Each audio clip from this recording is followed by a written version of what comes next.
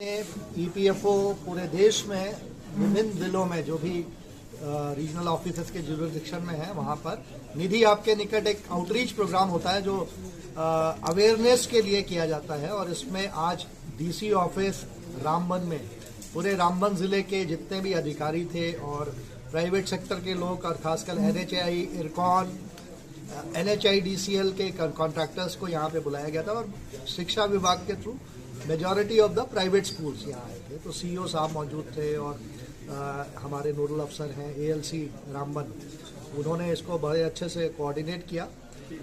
और मौसम खराब होने के बावजूद भी काफ़ी संख्या में लगभग 150 लोग यहाँ मौजूद थे।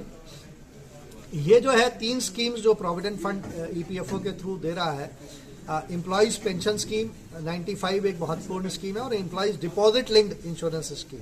ये 2 स्कीम्स ऐसे हैं जो यहाँ पे जेएनके के वर्कर्स को नवंबर 19 के बाद इनका बेनिफिट मिलने लगा है। एम्प्लॉयज़ प्रोविडेंट फंड स्कीम तो पहले भी लागू थी वहाँ पे, और एक इंश्योरेंस स्कीम थी जो 75,000 मैक्सिमम बेनिफिट मिलता था उसमें। आज जो है ईपीएफओ के माध्यम से 7 लाख तक का अधिकतम इंश्योरेंस मिलता है किसी भी कर्मचारी की मृत्यु के केस में, और मिनिमम 2.5 लाख इंश्योरेंस का प्रावधान है।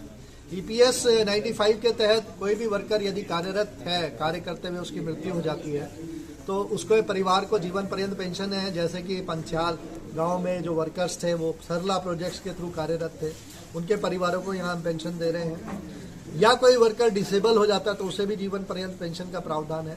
10 साल की कंट्रीब्यूटरी सर्विस होने पे रिटायरमेंट पेंशन, जिसको सुपर एनुएशन पेंशन कहते हैं, वो दी जाती है। नॉमिनी पेंशन का प्रावधान है, डिपेंडेंट पेरेंट्स को पेंशन है, ऑर्फन चिल्ड्रन की पेंशन का भी प्रावधान है। साथ के साथ पीएफ के तहत विभिन्न प्रकार के एडवांस ले सकते हैं, चाहे बीमारी के लिए हो, चाहे मकान बनाने के लिए हो, चाहे शादी के लिए हो, चाहे पढ़ाई लिखाई के लिए हो। तो ये सारे सेलियन फीचर्स के बारे में एम्प्लॉयर्स को बताया गया। बहुत से एम्प्लॉयज़ थे जिनकी कुछ ग्रीवेंसेस थी, उनको रिकॉर्ड किया गया। और विद्यालय में खासकर ये बात उन्होंने स्वीकारी कि कुछ लोग पीएफ नहीं भर रहे थे, तो उनको थोड़ा सख्त निर्देश भी दिए गए कि समयबद्ध तरीके से वो प्रोविडेंट फंड का जो भी उनका छूट गया है, नहीं भरा गया है, वो आने वाले 3 मार्च तक 4 मार्च तक इसको भर, ताकि उनके ऊपर वैधानिक कार्रवाई ना कर